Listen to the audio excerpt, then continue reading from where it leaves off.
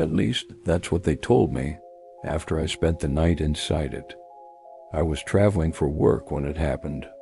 One of those last-minute trips where everything goes wrong at once: flight delayed, rental car unavailable, rain pouring sideways by the time I reached the city. By the time I pulled into the hotel parking lot, it was close to midnight, and I was exhausted in that hollow, almost numb way. The hotel was old, not charming - old - tired - old. Yellowed lights, stained carpet, a front desk that looked like it hadn't been updated since the late 90s.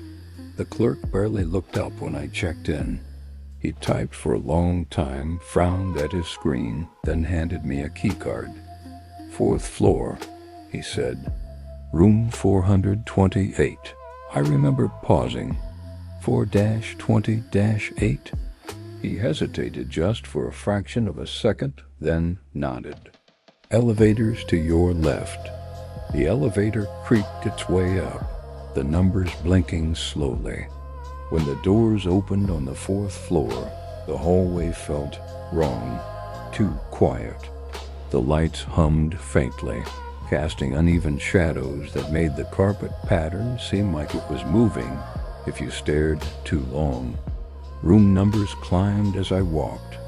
412, 414, 418. Then a long stretch of blank wall. At the very end of the hall, slightly recessed, was room 428. The door looked newer than the others. Darker wood, no scuffs, no peeling paint. The number plaque was clean, almost polished. I unlocked it and stepped inside. The room was freezing. Not air conditioning, cold basement cold. The kind that sinks into your bones immediately. I set my bag down and noticed the smell first. Dust and something metallic, like old coins. The layout was standard: bed, desk, TV, bathroom. But everything felt subtly off. The TV was unplugged. The clock blinked 12 o'clock endlessly. There were no informational pamphlets. No emergency exit map on the door. I specifically remember that, because I always glance at those maps without thinking. I tried to shrug it off. I showered, changed, and climbed into bed, pulling the thin blanket up to my chin. The room was silent except for a low, almost imperceptible hum like electricity running through the walls. Sometime after I fell asleep, I woke up.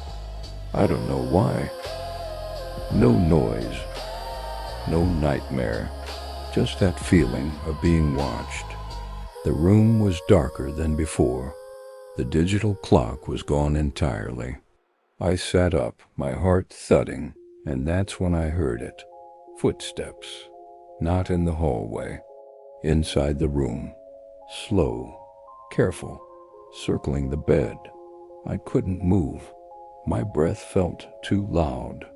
The footsteps stopped near the foot of the mattress, close enough that I felt the air shift. And then a voice spoke quiet, flat, and far too close. "You're not supposed to be here." The bedside lamp flicked on by itself. The room was empty. I didn't sleep again. I sat upright until morning, watching shadows stretch and crawl as the hours passed. When sunlight finally leaked through the curtains, the room looked normal, cheap, empty, too empty, too empty.